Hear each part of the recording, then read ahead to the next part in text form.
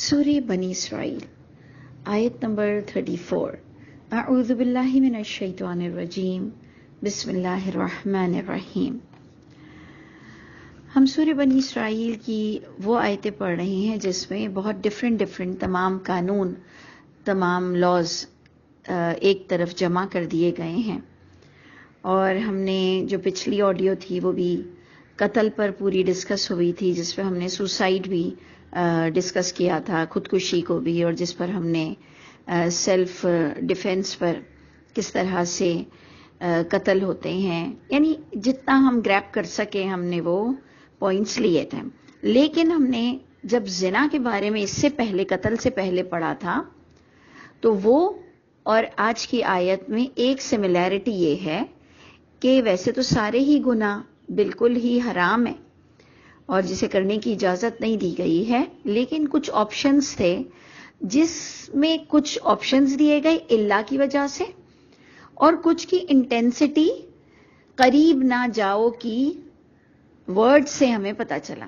یعنی کچھ باتوں کو تو کہا غیبت مت کرو، تجسس مت کرو، اور قرابت داروں کو اس کا حق دو، اور جی فضول خرچی پر بھی ڈسکس ہوا، اور مت اپنے ہاتھوں کو اتنا باندھ لو اپنی گردن تک اور پورا اس کو کھول بھی مت دو، یعنی یہ ساری اتنے انٹلیکچوئل پوائنٹس بھی آئے۔ لیکن جو خاص اللہ کی باتوں میں خاصیت جو کچھ چیزوں پر یوں آتی ہے کہ قریب مت جاؤ، قریب مت جاؤ، اس پر ہم نے یہ پوائنٹس نکالا تھا کہ بے حیائی کے قریب مت جاؤ۔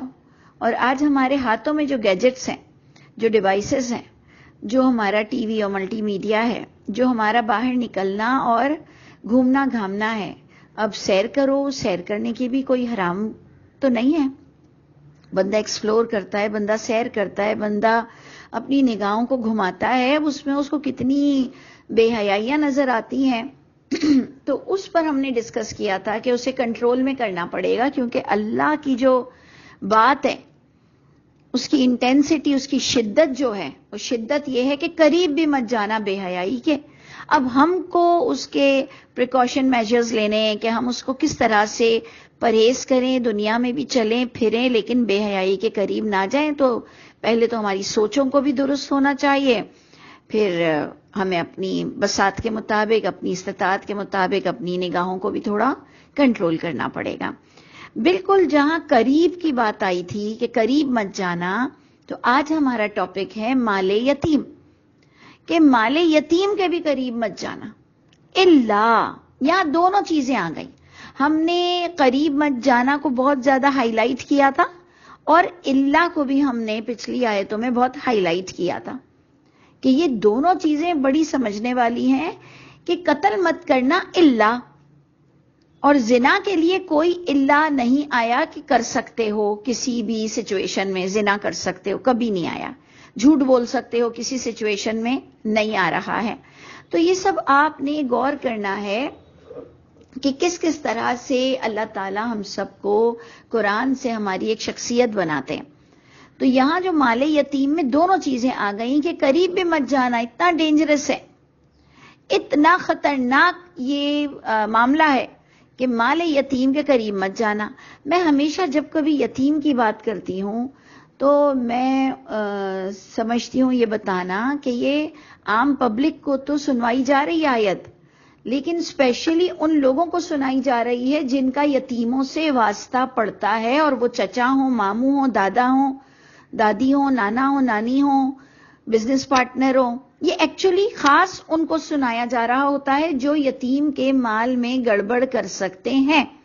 عام پبلک کے لیے تو یہ قرآن کی آیت اور انفارمیٹیو آیت ہے، لیکن اسپیشلی اللہ جس پر رحم فرمائے کہ یہ آزمائش آ جاتی ہے کہ ان کو یتیموں کو پالنا ضروری ہے، یا آپ ان کو چھوڑ بھی نہیں سکتے کہ جی اللہ نے تو کہا ہے کہ مال کے قریب مت جاؤ، تو میں تو ان کے مال ان کے حوالے کر دیتا ہوں۔ تو اللہ کہہ رہے ہیں نہیں، تمہیں ان کی نگہبانی کرنی ہے، ان کو پالنا پوسنا ہے، ان کی ٹریننگ کرنی ہے، ان کے مال کو بھی سنبھالنا ہے، جیسے تم اپنے مال کو کس طرح ڈالر میں کنورٹ کرتے ہو، تم اس کو گولڈ میں کنورٹ کرتے ہو، تم زمین کو زمین رہنے دیتے ہو، تم اچھی زمین سے بری زمین کو بدل دیتے ہو، تم کس طرح سے چیٹنگ کرو گے بچوں کے مال میں. اور یہ وہی کر سکتا ہے جو کچھ کر سکتا ہو پیپر ورک میں گڑبڑ, جو کوئی مٹیریل میں گولڈ کی جگہ سٹیل ڈال سکتا ہو, جو کوئی بھی کچھ گڑبڑ کر سکتا ہے. اس کے لیے یہ اسپیشل پریچنگ ہو رہی ہے کہ اے وہ لوگوں جو انوالو ہو, جو خاص اس کام سے لگے ہوئے ہو, انہیں چاہیے کہ قریب مت جاؤ. لیکن اللہ بھی اس کے ساتھ ہی آ گیا کہ اللہ باللتی, مگر اس طریقے کے ساتھ جو ہی احسن, جو تمہیں لگتا ہو بہترین طریقہ. اللہ نے یہاں بہترین طریقہ 2-4 پوائنٹس بتا دیے کہ جب وہ نکاح کی عمر کو پہنچیں تو انہیں تھوڑا سا ٹیسٹ کر لیا کرو. لیکن درمیان میں وہ نکاح کی عمر تک پہنچیں گے, وہاں تک ان کا براٹ اپ کیسا ہونا ہے. میٹرک کروا کر اپنی دکان میں چپڑاسی لگا لیتے ہو, پلنگ کے نیچے سے کوئی چیزیں نہ مل رہی ہوں تو خود کے بچوں کو تو بولنے کی تمہاری ضرورت نہیں کہ بچے کہیں گے امی ہم تو نہیں جھک کے دیکھ رہے ہیں. یتیم بچے جو آپ کے گھر میں پل رہے ہوتے ہیں ان کو کہتے ہیں ذرا پلنگ کے نیچے سے میری چپل نکال دو. وہ اسکول سے تھک کر آتے ہیں تو ہم اس کو کہتے ہیں ذرا بیٹا یہ جلدی سے استری کر دو.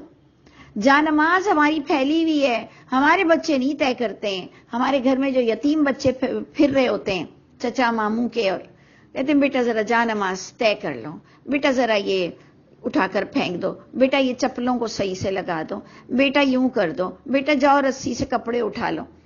یعنی یہ ساری چیزیں چھوٹی بھی اور بڑی بھی اپنے ریٹارڈڈ بچوں کی ان سے شادی کر دیتے ہیں.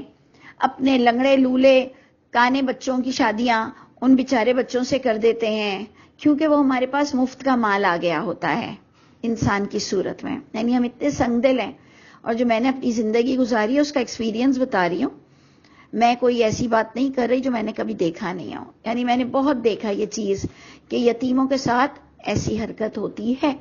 تو اس لیے جب میں حیران ہو گئی کہ یہ تو قرآن میں لکھا ہوا ہے, میں نے تو اس کو صرف قرآن کے علاوہ آبزرو کیا تھا, کیونکہ اس وقت تک میں نے قرآن نہیں پڑھا تھا, لیکن میں نے آبزرو کیا تھا بچپن سے کہ یتیموں کو ویلیو نہیں دیتے ہیں, یتیموں کی انسلٹ کرنا, یتیموں کا کانفیڈنس ویسے بھی لو رہتا ہے. تمہارے بچوں کو تم ڈانٹتے ہو وہ تم سے اور چپک جاتے ہیں. تم یتیموں کو ڈانٹو ایک ہی گھر میں رہ کر وہ سہم جائیں گے. تم کہو گے نہیں جی میں جیسے اپنے بچوں کو مارتا ہوں, میں جیسے اپنے بچوں کو ڈانٹتا ہوں ایسے ہی میں یتیموں کو کرتا ہوں. جناب عقل تو اللہ نے آپ کو بھی دی ہے, بہت اچھی دے رکھی ہے آپ کو بھی, کہ یتیم سہم جائے گا, آپ کے بچے آپ کو سہما دیں گے. آپ کے بچے نہیں سہمنے والے, کیونکہ ان کے پاس ان کے سگے ماں باپ بیٹھے ہوئے ہیں. تو پھر ذرا ٹریٹ, ان کے ساتھ برتاؤ تھوڑا ڈفرینٹ ہونا چاہیے.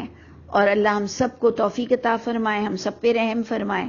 تو دیکھیں یہ چیزیں ایسی ڈینجرس ہیں, اور اللہ نے اس کو اتنے چھوٹے سے پیکج قرآن میں, کیونکہ بہت ہی کم باتیں ہم پر لا دی گئی ہیں. اگر آپ غور کریں تو ہم پر بہت کم باتیں لا دی گئی ہیں قرآن کے مطابق, کہ صرف قرآن دین ہے, اور اس کے مطابق ایک اتنا خوبصورت پیکج ہم کو دیا ہے, جنت مل جائے گی.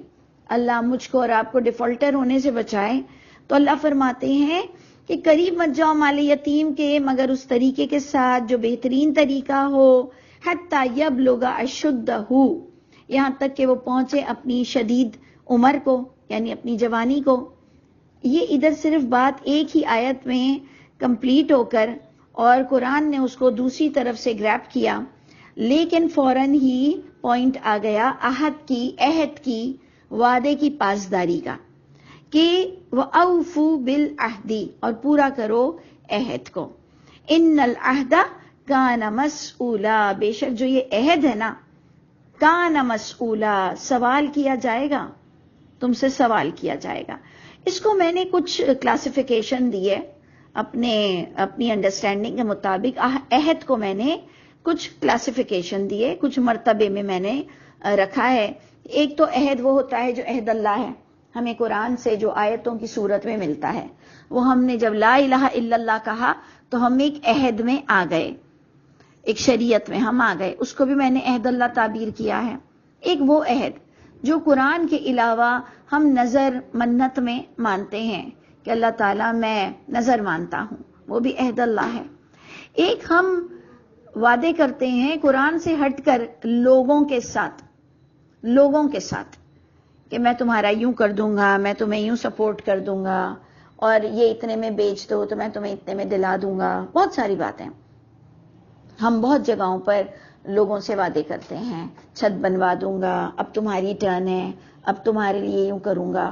تو عہد کی باز پشت ہوگی، یعنی باز پرس ہوگی کہ انسان سے سوال ہوگا. تو یہ بہت بہت ہی سمجھنے والی چیز ہے، اس کو فار گرانٹیڈ نہ لیں. اور انشاءاللہ اللہ مجھ کو اور آپ کو ہر طرح کی اللہ کی پکڑ سے بچا لے. اور ہم ہمیشہ اللہ سے دعا بھی کریں کہ اللہ، بچپن میں بھی ہم نے بڑے منتیں کی تھی کہ اللہ امتحان میں پاس ہو جائیں گے تو یوں کر دیں گے، اللہ تعالیٰ امی خیریت سے گھر آ جائیں گی تو یوں کر لیں گے، اللہ تعالیٰ ہم یوں کر لیں گے. تو یہ چیزیں جو آپ اللہ سے وعدے کرتے تھے، اور کچھ وعدے ہم اپنے دلوں سے کرتے ہیں کہ آئندہ میں یہ فضول لوگوں کے ساتھ غیبت میں نہیں بیٹھوں گی، آئندہ میں یہ غلط چیز پوری اینڈ تک، یہ مووی جو ہم نے دیکھ لی، غلط چیز دیکھی، اس کا پورا سین دیکھ لیا، اور ہم نے کہا نیکسٹ ٹائم انشاءاللہ یہ کام نہیں کریں گے. تو یہ بھی ہمارے دل کے عہد ہیں. تو اور وہ آیتوں ہی سے بلونگ کریں گے کہ ہم نے اللہ کی آیتوں کو سربلند رکھنے کے لیے اپنے اللہ سے وعدہ کیا کہ اللہ تعالیٰ یہ اب ہم عہد کرتے ہیں کہ ہم بہت کانشیس رہیں گے.